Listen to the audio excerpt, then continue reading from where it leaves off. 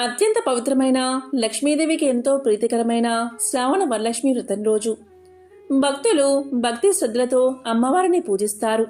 శ్రావణ మాసంలో పౌర్ణమికి ముందు వచ్చే శుక్రవారం ఎంతో విశేషమైన రోజు.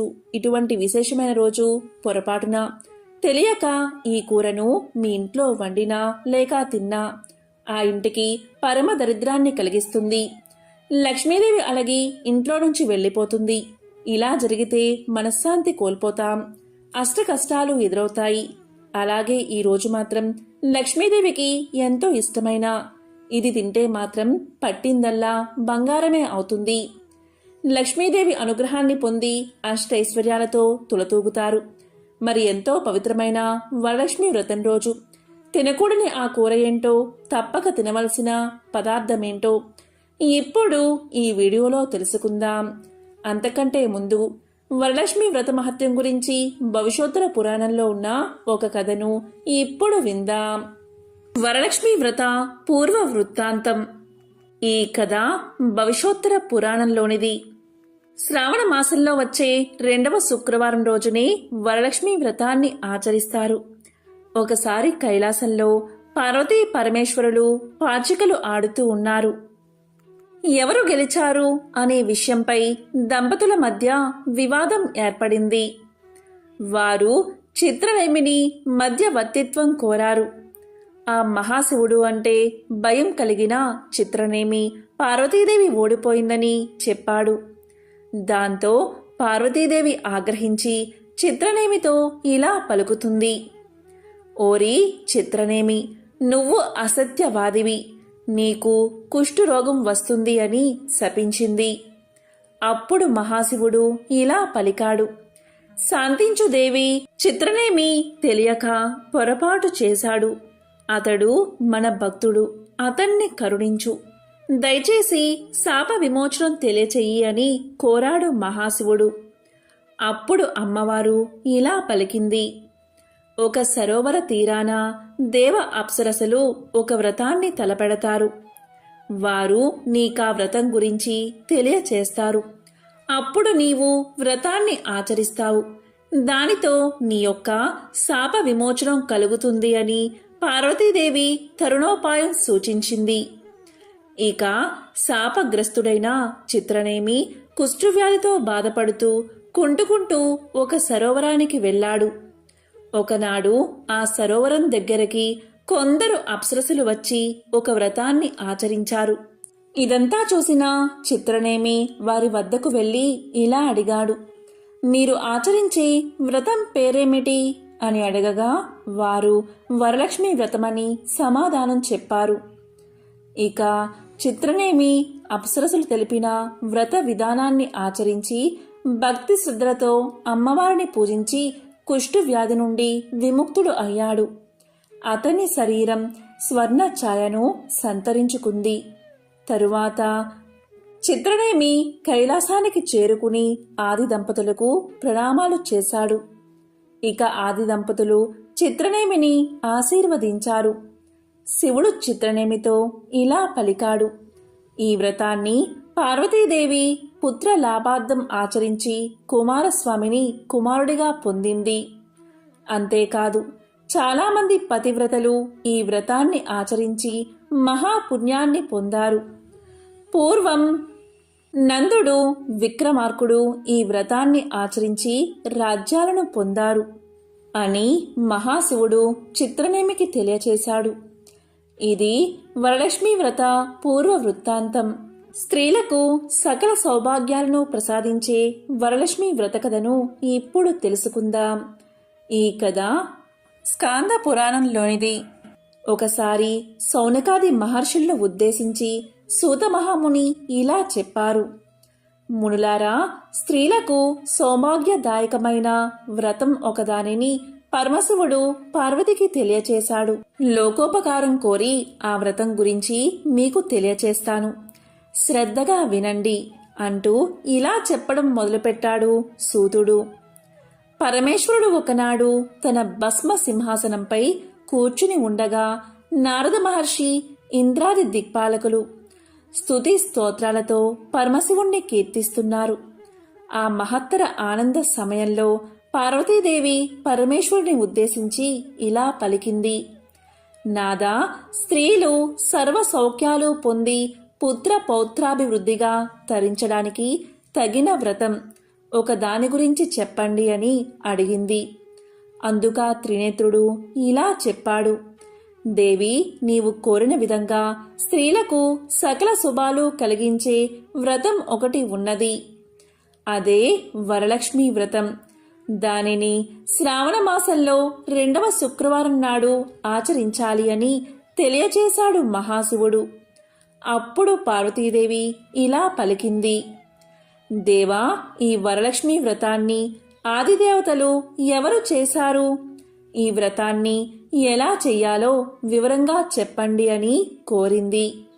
అప్పుడు మహాశివుడు ఇలా పలికాడు: కాత్యాయని, పూర్వకాలంలో మగధ దేశంలో విష్ణు కుండినము అనే పట్టణం ఒకటి ఉండేది. ఆ పట్టణం బంగారు కుడ్యములతో రమణీయంగా ఉండేది. ఆ పట్టణంలో చారుమతి అనే ఒక బ్రాహ్మణ స్త్రీ ఉండేది. ఆమె సుగుణవతి, వినయ విధేయతలు, భక్తి గౌరవాలు కల యోగ్యురాలు. ప్రతిరోజు ప్రాతకాలమే నిద్రలేచి భర్త పాదాలకు నమస్కారం చేసుకుని ప్రాతకాల గృహ కృత్యాలు పూర్తి చేసుకుని అత్తమామలను సేవించుకుని మితంగా సంభాషిస్తూ జీవిస్తూ ఉండేది. వరలక్ష్మి సాక్షాత్కారం. వరలక్ష్మీ వ్రతానికి ఆది దేవత అయిన వరలక్ష్మీదేవి ఒకనాటి రాత్రి సమయంలో చారుమతికి కలలో సాక్షాత్కరించింది. ఇలా పలికింది: ఓ చారుమతి, ఈ శ్రావణ పౌర్ణమి నాటికి ముందు వచ్చే శుక్రవారం నాడు నన్ను పూజించు. నీవు కోరిన వరాలు, కానుకలు ఇస్తాను అని చెప్పి అంతర్ధానమయ్యింది. దీంతో చారుమతి చాలా సంతోషించింది.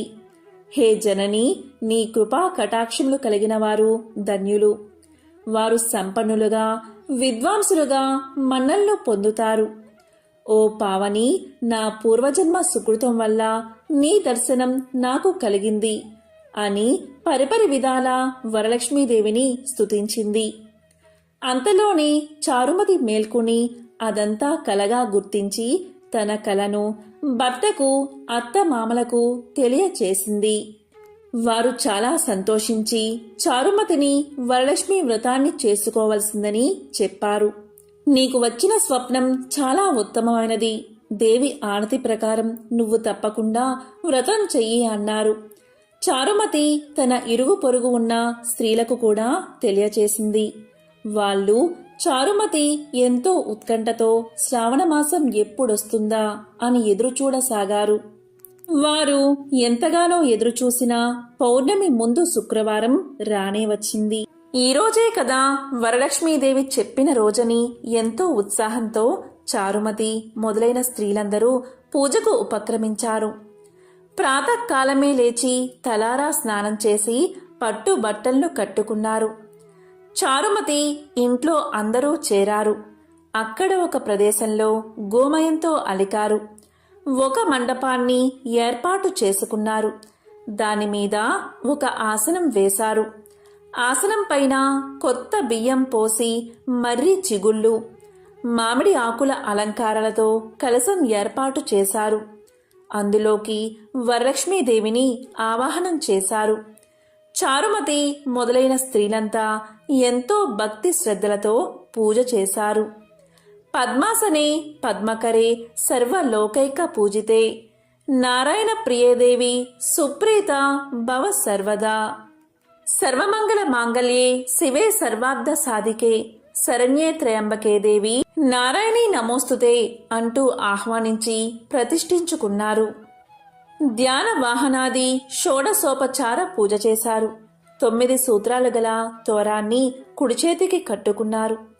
వరలక్ష్మీదేవికి అనేక రకాలైన పిండి వంటలు చేసి నైవేద్యం పెట్టారు. దాని తర్వాత ప్రదక్షిణలు చేస్తూ ఉండగా ఆ స్త్రీలందరికీ గల్లు గల్లుమని శబ్దం వినబడింది. వెంటనే తమ కాళ్లను చూసుకుంటే గజ్జెలు మొదలైన ఆభరణాలు కనిపించాయి. చారుమతి మొదలైన స్త్రీలంతా వరలక్ష్మీదేవి కృపా కటాక్షాలు కలిగాయని ఎంతో మురిసిపోయారు. రెండో ప్రదక్షిణం చేయగానే చేతులకు దగదగలాడే నవరత్నాలతో కూడిన కంకణాలు మొదలైన ఆభరణాలు కనిపించాయి. ఇంకా వాళ్ళ ఆనందం ప్రత్యేకించి చెప్పేదేముంది. మూడో ప్రదక్షిణం పూర్తి కాగానే ఆ స్త్రీలంతా సర్వభూషణాలంకృతులయ్యారు. చారుమతి మొదలైన స్త్రీల ఇళ్లన్నీ స్వర్ణమయాలు అయ్యాయి. వాళ్ళకి రథ, గజ, తురగ వాహనాలు ప్రసాదించబడ్డాయి. చారుమతి ఇంటి నుంచి ఆ స్త్రీలను తీసుకుని పోవడానికి వారి వారి ఇళ్ల నుంచి గుర్రాలు, ఏనుగులు, రథాలు, బళ్ళు వచ్చాయి. ఆ స్త్రీలు చారుమతి కలిసి వారి చేత శాస్త్ర ప్రకారం పూజ చేయించిన బ్రాహ్మణోత్తముడికి గంధం, పుష్పం, అక్షింతలతో పూజించి 12 కుడుములు వాయనమిచ్చి దక్షిణ తాంబూలాలు ఇచ్చి నమస్కారం చేశారు. బ్రాహ్మణుడు వారిని ఆశీర్వదించాడు. వరలక్ష్మీదేవికి నైవేద్యంగా పెట్టిన పిండి వంటలను బంధుమిత్రులతో తిని తమ కోసం వచ్చిన గుర్రాలు, ఏనుగులు మొదలైన వాహనాలలో వారి వారి ఇళ్లకు బయలుదేరారు. వారు త్రోవలో చారుమతి భాగ్యాన్ని, తమ భాగ్యాన్ని ముచ్చటించుకుంటూ వెళ్లారు. లక్ష్మీదేవి తనంతట తానే స్వప్నంలో వచ్చి ప్రత్యక్షం అవడమంటే మాటలా? చారుమతి ఎంత అదృష్టవంతురాలు అనుకున్నారు. చారుమతికి ప్రత్యక్షమైన విధానం తన మటుకే దాచుకుని తాను ఒక్కతే పూజించకుండా తమందరికీ చెప్పి తమకి కూడా ఇంతటి సౌభాగ్యం కలగజేసిన చారుమతి ఎంతటి పుణ్యురాలు. అలాంటి ఆమె పరిచయం కలిగి ఉండిన తామెంత భాగ్యవంతులు అని ఎంతో మురిసిపోయారు. అప్పట్నుంచి చారుమతితో సహా వారందరూ క్రమం తప్పకుండా ప్రతి సంవత్సరం ఈ పూజ చేస్తూ పుత్ర పౌత్రాభివృద్ధి కలిగి ధన, కనక, వస్తు వాహనాలు కలిగి సుఖ సంతోషాలతో ఉన్నారు.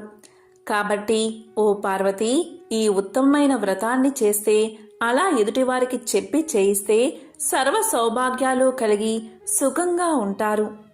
ఈ కథను విన్నవారికి, చదివిన వారికి కూడా వరలక్ష్మి ప్రసాదం వల్ల సకల కార్యాలు సిద్ధిస్తాయి అన్నాడు పరమశివుడు. సూతమహాముని, సౌనకుడు మొదలైన వారితో, మునులారా, విన్నారు కదా చారుమతి ఎదుటివారి మంచి కూడా ఎలా కోరిందో. ఎదుటి మనిషికి మంచి కలగాలని కోరుకుంటే అమ్మవారు ఇంకా ప్రసన్నురాలై మీరు కోరకుండానే మీకు మంచి చేస్తుంది అని చెప్పాడు సూతుడు. మరి ఎంతో విశేషమైన వరలక్ష్మి వ్రతం రోజు మీ ఇంట్లో ఏ కూరను వండకూడదు అంటే ఈరోజు మాంసాహారాన్ని అస్సలు వండకండి, అలాగే తినకండి. ఒకవేళ తింటే అమ్మవారి ఆగ్రహానికి గురి కావాల్సి వస్తుంది. ఈరోజు ఉపవాసం ఉంటే అమ్మ ఎంతో సంతోషిస్తుంది. ఇక ఈరోజు నానబెట్టిన శనగలను అమ్మవారికి నైవేద్యంగా పెట్టి వాటిని ప్రసాదంలా మీరు, మీ కుటుంబ సభ్యులు స్వీకరిస్తే ఎంతో మహాపుణ్యం వస్తుంది. ఎందుకంటే శనగలు అంటే అమ్మకు చాలా ఇష్టం. శనగలు మన ఆరోగ్యానికి కూడా చాలా మంచివి. కాబట్టి ఎంతో విశేషమైన ఈ వరలక్ష్మి వ్రతం రోజు ఇంట్లో పొరపాటున మాంసాహారం వండకండి. అలాగే అమ్మవారికి ఇష్టమైన శనగలను ప్రసాదంలా స్వీకరించండి. ఇలా చేస్తే అమ్మవారి సంపూర్ణ అనుగ్రహం మీకు కలుగుతుంది. ఓం శ్రీ మహాలక్ష్మియే నమః. ఓం శ్రీ మాత్రే నమః.